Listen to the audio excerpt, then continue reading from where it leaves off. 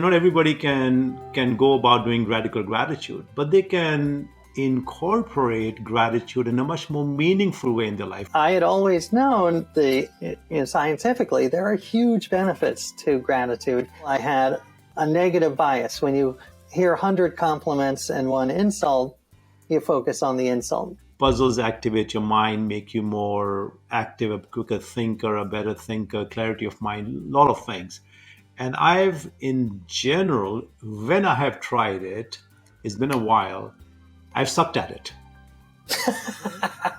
One of my favorite quotes I ran across was Quincy Jones, the famous musician and producer. And he said, "I don't have problems, I have puzzles." It's almost like every problem becomes an exciting micro journey. Hi everyone, from Brown Glass, this is Living with Sunny. I'm your host, Sunny Singh. Today, our guest for our conversation is AJ Jacobs. AJ is an author, he's a journalist. The thing that struck me most is that he's the ultimate human guinea pig. You're going to love this. Welcome, AJ. Great to have you on the show. Great to be here. Thanks, Sonny. You're an immersive journalist, and therefore the term the ultimate human guinea pig. Why do you consider yourself the guinea pig, the ultimate guinea pig? I love to learn, and I think one of the best ways to learn is to live and to immerse yourself in the topic. So, for instance, a book I wrote a few years ago, I was interested in religion. I grew up with very little religion. As I say in the book, I am Jewish, but I'm Jewish in the same way the Olive Garden is Italian, so not very. But I thought one way to learn about religion and the Bible and my heritage would be to actually live by the Bible, to follow in the footsteps of my ancestors and follow every single rule in the Bible. So that's what I did for a year, all of them. So the famous ones like the 10 Commandments and love your neighbor, but also the less publicized ones. Like it says you can't shave the corner of your beard. I didn't know where the corners were, so I just let the whole thing grow, and I looked like Gandalf. It says you cannot wear clothes made of two different kinds of fabric, so I had to get rid of poly cotton sweaters. And it does say in the Old Testament, which I was following, that you have to stone adulterers. So I did that using very small stones, like pebbles. So that was and then at the end, of course, I did shave the beard, and I stopped the adulterer stoning. But there were many takeaways. The idea is you go through this, and some of it you'll find doesn't work for you. But in the end, there are takeaways that do change your life and that I can bring to the reader. That is fascinating. That's fascinating. Now, your journeys are not short journeys, they are long journeys. How does your family deal with it? Well, it depends on the project. Some are more popular in the family than others, but there are parts that my family loves. And just to give you a couple examples, one, the Bible book, I think, talked a lot about gratitude and made me more grateful. I did a whole other book all about gratitude, where I went around the world and thanked 1,000 people who had anything to do with my morning cup of coffee. And I took it wide, so the barista and the farmer, but also the truck driver and the person who designed the logo and people who made the road for the truck. And that made me a more grateful, less grumpy person. Two things. One is, how did it shape you besides being less grumpy? And number two, not everybody can go about doing radical gratitude, but they can incorporate gratitude in a much more meaningful way in their life. I want you to, because your research was so deep, it's fascinating what you did, the radical gratitude. So talk about how it shaped your life in some meaningful ways, and how can me, just as a seeker, as a user, incorporate some of those ideas and some of those principles without going to radical gratitude, but going into continuous gratitude? Yeah, I love that question. I had always known scientifically there are huge benefits to gratitude, and I was trying to incorporate more of it in my life because, like many people, I had a negative bias. When you hear 100 compliments and one insult, you focus on the insult. We are good at noticing the 3 or 4 things that go wrong every day instead of the hundreds that go right. So I thought, how can I battle this? So I started a ritual before dinners where I would say, it's almost a secular prayer. I'd say, I want to thank the person who sold us this tomato sauce at the deli, and the farmers who grew the tomatoes. And my son, who was about 12 at the time, he said, well, that's okay, I guess, but these people, they can't hear you. So if you were really committed, you would go and thank them in person. And I thought, well, that is an interesting idea. And that could be a book. So I did. I chose coffee, just much to his chagrin. He wanted chocolate or something. And I went around, and it was a revelation because, as I said, you start to realize hundreds of things that we take for granted and how everything in our lives, whether it's coffee or a pencil or socks, requires the work of people all around the world, and that we just take that for granted. And it was a radical shift. The thanking was almost a virtuous cycle, because I would thank someone, like I would call the person who did pest control for the warehouse where our coffee beans are stored. And I said, I know this is a little odd, a little strange, but I want to thank you for keeping the bugs out of my coffee. And she would say, well, that is a little strange, but thank you. I rarely get thanked in my life and my work. So it made her, she said, it made my day.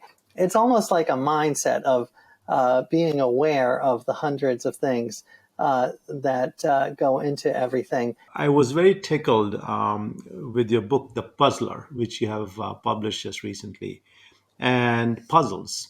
And, it's like puzzles activate your mind, make you more active, a quicker thinker, a better thinker, clarity of mind, a lot of things.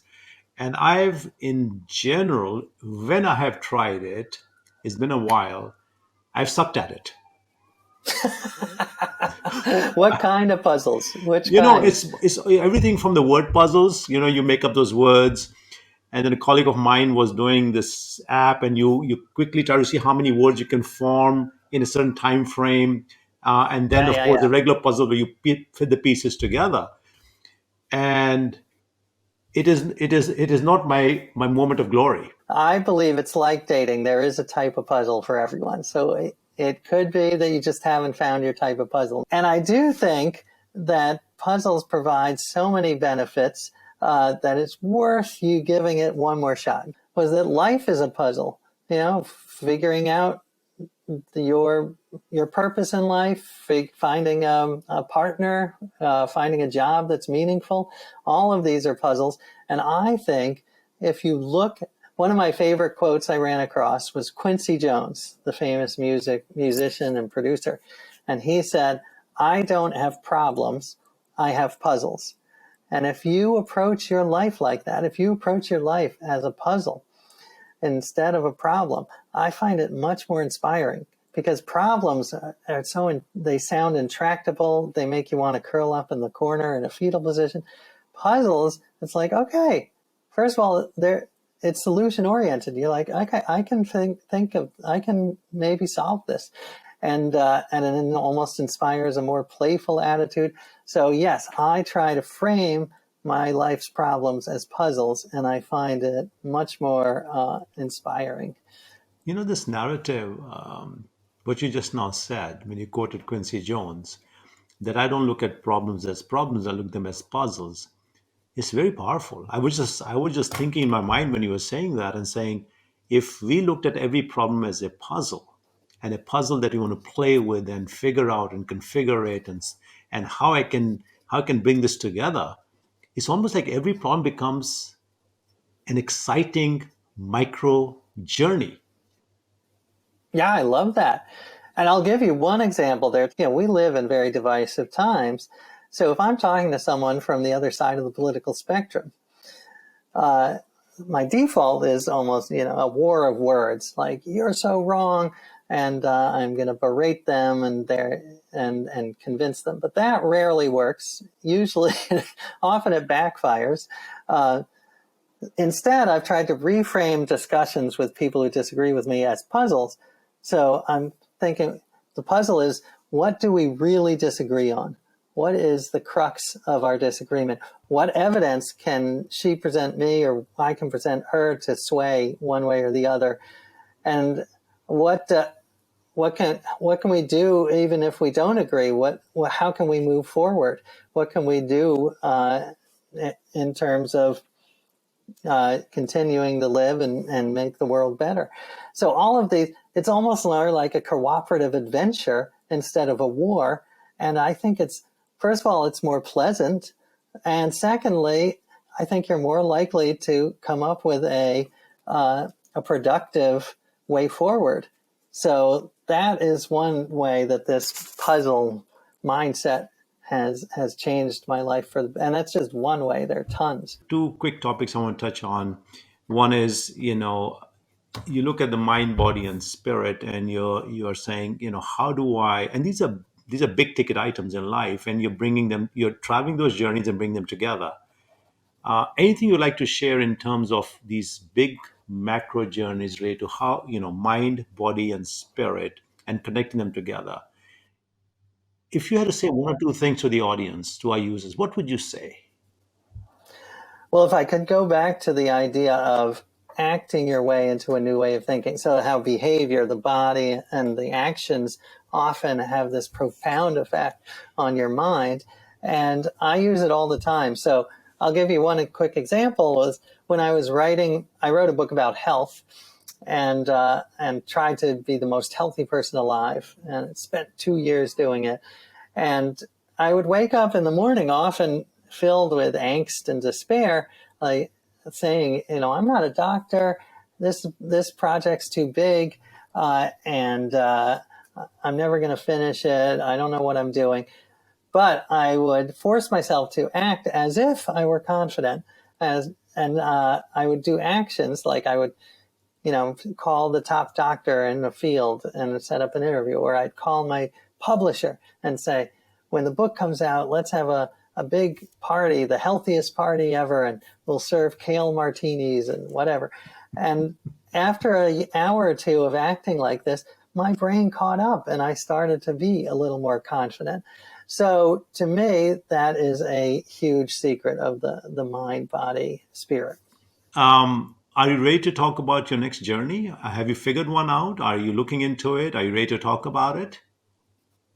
I have a bunch of half-baked ideas, maybe not even, maybe quarter-baked ideas. But I usually say it's my next, what my next book is a puzzle. And I haven't solved that puzzle yet. But what I love is people giving me suggestions. So if you do have an idea, please reach out and let me know, because I love interacting with people and forming ideas that way. I have some. I'm sure our users have many. It is a fascinating conversation. I don't think I've laughed so much and smiled so much in any of my conversations. I just find your life very fascinating. And to have the patience to do what you do, I can't do it. So hats off to you. AJ, thank you for being on the show. It's been a fascinating conversation. AJ's book, The Puzzler, is out. Please check it out. This is Round Glass. We are Holistic Wellbeing. I am Sunny Singh, and I am Holistic Wellbeing. If you have any questions for us, please write to us at livingwithsunny@roundglass.com. Thank you for watching the show. If you enjoyed it, please subscribe. We look forward to seeing you the next time. Goodbye for now.